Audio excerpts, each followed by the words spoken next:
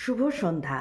এখন শোনাবো আমার লেখা একটি কবিতা। কবিতাটির নাম শুনছেন ও যদুবাবু। রামবাবু ভাবে বেরিয়েই সুখ, যখন তখন পাহাড়। আনন্দ তার, টাকাও তার, কি বলার আছে কার। দুই ছেলে মেয়ে সুখী দম্পতি, দুই কামরার ফ্ল্যাটে। আধুনিক হতে যা যা লাগে তার, সব কিছু প্রায় আঁটে। পয়সা খরচে আপত্তি তার, কাজের লোকের খাতে। ঘর মুছে তবে অফিসে বেরোই, প্রতিদিন নিজ হাতে। গিন্নিও তার চাকুরিজীবী, সরকারি এক স্কুলে। পাটভাঙা শাড়ি, ঠোঁটে লিপস্টিক, হাসে মন প্রাণ খুলে। রাঁধে বাড়ে, চুলও বাঁধে, স্কুলে যাওয়ার আগে।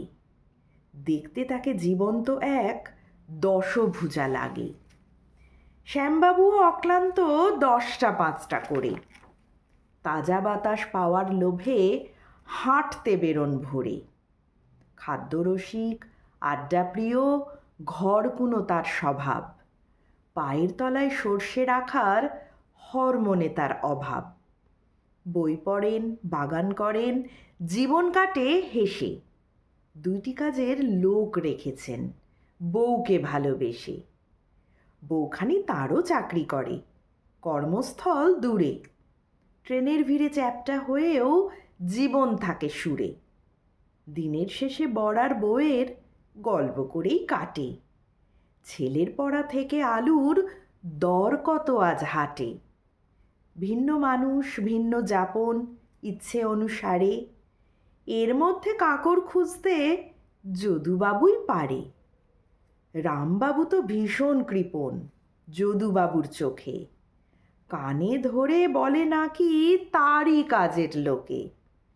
ছুটি নেয় আর ঘুরে বেড়ায়, বউকে মাথায় রাখে। দাম কমলে ইলিশ কেনে, তককে তককে থাকে। যদুবাবুর গা জ্বলে যায় শ্যামবাবুকে দেখে। বউয়ের সেবা করে যেন সিংহাসনে রেখে।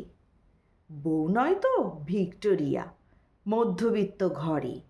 বাড়ির বউ রোজ না রেঁধে বরের মাথায় চড়ে।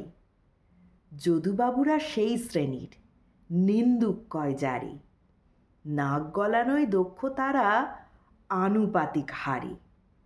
শুনছেন ও যদুবাবু, থাকুন আপনি সুখে। নিজের মতো বাঁচুক সবাই, কুলুপ আঁটুন মুখে। কেউ করেনি খুন যখন, কেউ করেনি চুরি। আকাশপানে চেয়ে ওড়ান নিজের আপন ঘুড়ি। ধন্যবাদ। ভালো লাগলে লাইক, শেয়ার ও ফলো করবেন।